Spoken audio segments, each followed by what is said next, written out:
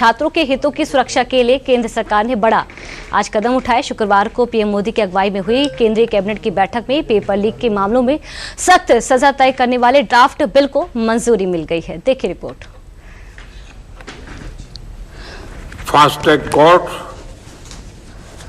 और कठोर सजा के प्रावधान के साथ का ये मुसद्दा कल कैबिनेट में चर्चा होगी।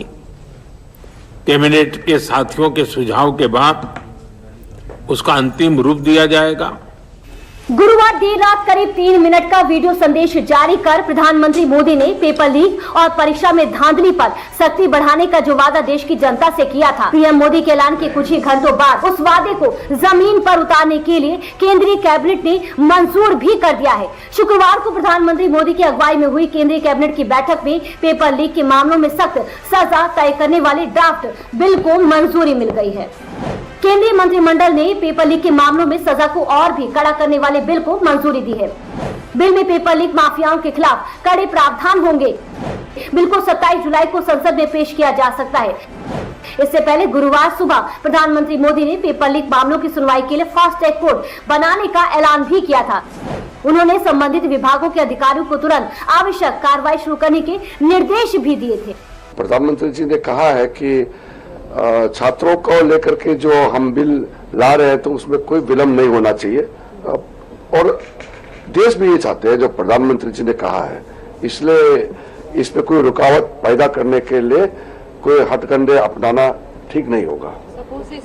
ऐसे में अब कैबिनेट की मंजूरी के बाद सभी की निगाहें सोमवार से दोबारा शुरू हो रही संसद की कार्यवाही और विपक्ष के रवैये पर रहेगी। आइए अब इन देश के विकास से जुड़े उन फैसलों पर भी नजर डाल लेते हैं जिन्हें कैबिनेट से मंजूरी मिली है।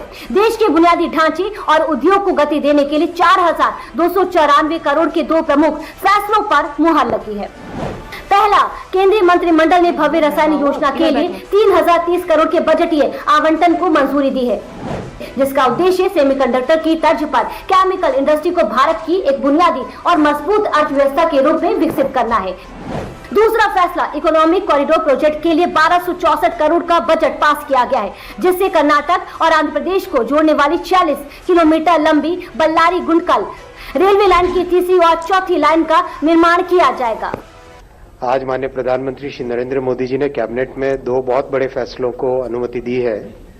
पहला है आंध्रा और कर्नाटक को जोड़ने वाले बहुत एक इम्पॉर्टेंट इकोनॉमिक कॉरिडोर में रेलवे की 3rd और 4th लाइन, और दूसरा है केमिकल सेक्टर को एक टोटली नए तरीके से भारत में डेवलप करने के लिए एक नई स्कीम की घोषणा हुई है, आज अप्रूव हुई है। और केमिकल भी सेमीकंडक्टर की तरह एक फाउंडेशनल इकोनॉमी है, फाउंडेशनल इंडस्ट्री है, इसलिए बहुत इंपॉर्टेंट था इस इंडस्ट्री के लिए एक नए तरीके से सोचना।